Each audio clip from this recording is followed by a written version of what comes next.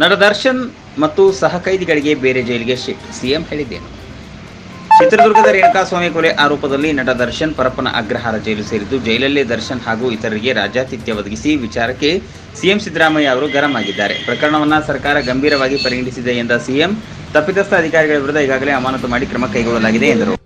ಸಾಂಬ್ರಾ ವಿಮಾನ ನಿಲ್ದಾಣದಲ್ಲಿ ಈ ಬಗ್ಗೆ ಪ್ರತಿಕ್ರಿಯೆ ನೀಡಿ, ದರ್ಶನ್ಗೆ ರಾಜ್ಯಾತಿಥ್ಯ ಪ್ರಕರಣ ಹಿನ್ನೆಲೆ ದರ್ಶನ್ ಮತ್ತು ಸಹಕೈದಿಗಳು ಬೇರೆ ಬೇರೆ ಕಾರಾಗೃಹಗಳಿಗೆ ಸ್ಥಳಾಂತರಕ್ಕೆ ಹಾಗೂ ಪ್ರಕರಣದ ಕುರಿತು ವರದಿ ನೀಡುವಂತೆ ರಾಜ್ಯ ಪೊಲೀಸ್ ಮಹಾನಿರ್ದೇಶಕರಿಗೆ ಸೂಚನೆ ನೀಡಿದ್ದಾಗಿ ತಿಳಿಸಿದರು. ಹೋಮ್ ಮಿನಿಸ್ಟರ್ ಪರಮೇಶ್ವರ್ ಅವರು ಪರಪ್ಪನ ಅಗ್ರಹಾರ ಜೈಲಿಗೆ ಭೇಟಿ ನೀಡಿಕೊಳ್ಳಲಿದ್ದಾರೆ. ಈ ಬಗ್ಗೆ ಕ್ರಮ ಕೈಗೊಳ್ಳಲಿದ್ದಾರೆ ಎಂದು ಹೇಳಿದರು.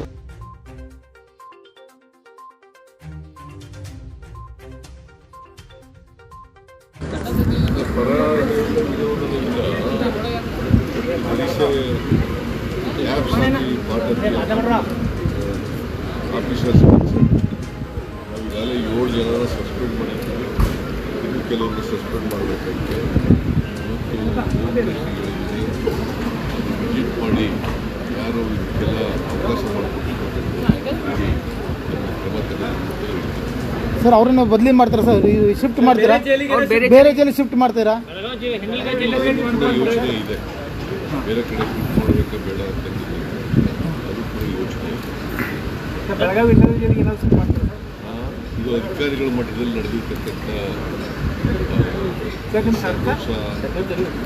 ತಕ್ಕಂಡು ಮಾಡಿದ್ದೇವೆ ಎಕ್ಸ್ಪೈರಿ ಮಾಡಿಸ್ತೀವಿ. ಬಟ್ ಈಗಾಗಲೇ 7 ಜನರನ್ನು ಸಸ್ಪೆಂಡ್ ಮಾಡಿದ್ದೀವಿ. ಇನ್ನು ಯಾರಾದ್ರು ಸೀನಿಯರ್ ಆಫೀಸರ್ಸ್ ಹಿರಿಯ ಅಧಿಕಾರಿಗಳನ್ನು ಸಸ್ಪೆಂಡ್ ಮಾಡಿದರೆ, ಪ್ರಮುಖವಾಗಿದ್ದಂಥ ಜೈಲರ್ನ ಸೂಪರಿಂಟೆಂಡೆಂಟ್ನ ಸಸ್ಪೆಂಡ್ ಮಾಡಿಲ್ಲ ಅನ್ನೋದು ಒಂದು ಆರೋಪ ಇದೆ ಸರ್.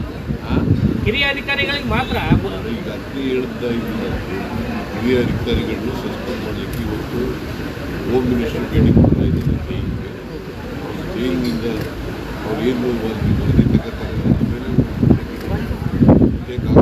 ಸರ್, ಈ ಸರ್ಕಾರ ಜನರ ಪರವಾಗಿಲ್ಲ, ದುಡ್ಡಿದ್ದರ ಪರವಾಗಿದೆ ಅಂತ ಹೇಳಿ ಪ್ರಹ್ಲಾದ್ ಜೋಶಿ ಅವರು ಆರೋಪ ಮಾಡ್ತಾ ಇದ್ದಾರೆ ಸರ್. ದರ್ಶನ್ ವಿಚಾರಕ್ಕೆ ಸಂಬಂಧಪಟ್ಟ ಅವರು ಸರಿಯಾಗಿ ಕೆಲಸ ಮಾಡ್ತಾ ಇದ್ದಾರೆ. ಅವ್ರು ಯಾರ ಪರ ಇದ್ದಾರೆ? ನಾವು ಜನರ ಪರ ಇದ್ದಾರೆ. 5 ಗ್ಯಾರಂಟಿಗಳನ್ನು ಜಾರಿ ಕೊಟ್ಟರು ಯಾರ ಪರ? ಯಾರು ಅವರು ಏನು ಮಾಡಿದ್ದಾರೆ? ಕೃಷಿಯವರಿಗೂ ಬಡವರಿಗೆ ಏನು ಮಾಡಿದ್ದಾರೆ? ಮಾತಾಡಿ ಟೀಕೆ ಮಾಡೋಕ್ಕೆ ಏನೋ ಟೀಕೆ ಮಾಡಬೇಕು, ಟೀಕೆ ಮಾಡೋದು. ಅವ್ರು what moral right he has?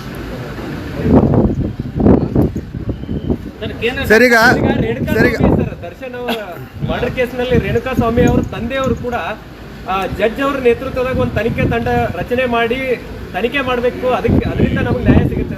ಹೋಗ್ತಾ ಇದ್ದಾರೆ, ಅವ್ರು ಹೋಗಿ ಪರಿಶೀಲನೆ ಮಾಡಿ ಏನು ರಿಪೋರ್ಟ್ ಬಂದು ಅದಕ್ಕೆ